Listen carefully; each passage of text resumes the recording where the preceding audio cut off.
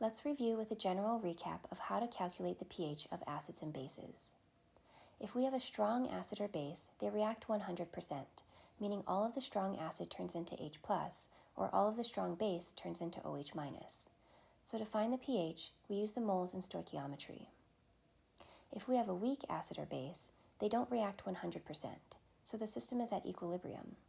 Because the system is at equilibrium, we use icebox to find the pH. Salts are examples of weak acids and bases, so we use icebox to find the pH of salt solutions. And buffers are also examples of weak acid and base solutions, so we can use icebox to find the pH, although we can also use the Henderson-Hasselbalch equation as a shortcut. So anytime you have a strong acid or base, use moles in stoichiometry, and anytime you have a weak acid or base, including salts and buffers, use icebox to find the pH.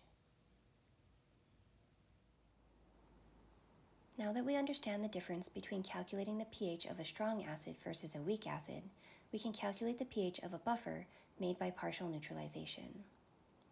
Remember that one way to make a buffer is to combine a lot of weak acid with a little bit of strong base, which causes a partial neutralization reaction to occur. Anytime we add something strong, we'll look at the moles first, so we'll start by calculating the moles of the weak acid and the strong base. Multiply the volume of each by its concentration to get the moles. Then we'll write out the balanced equation for the reaction and complete a mole box, which compares the moles before the reaction to the moles after the reaction. I know it looks like an icebox, but it's not, because we're not using concentrations, we're using moles.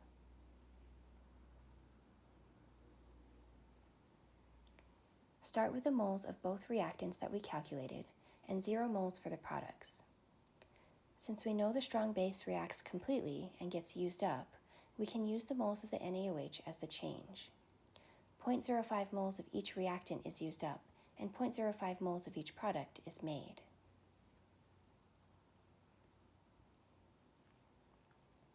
The moles after the reaction show that we're left with the weak acid and its conjugate base, which is a buffer.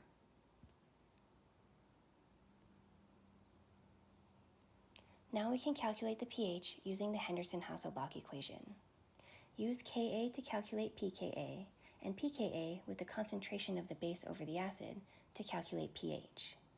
But we can actually just use the moles of the acid and base, because the acid and the base in a buffer are always in the same beaker, which means they'll always have the same volume, so liters cancels out.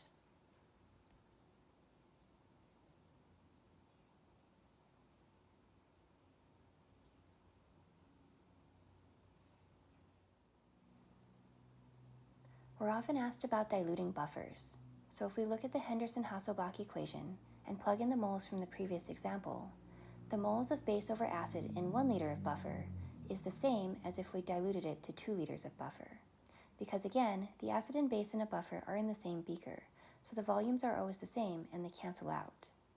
It doesn't matter how much you dilute a buffer, the volumes will always cancel, so diluting a buffer has no effect on its pH.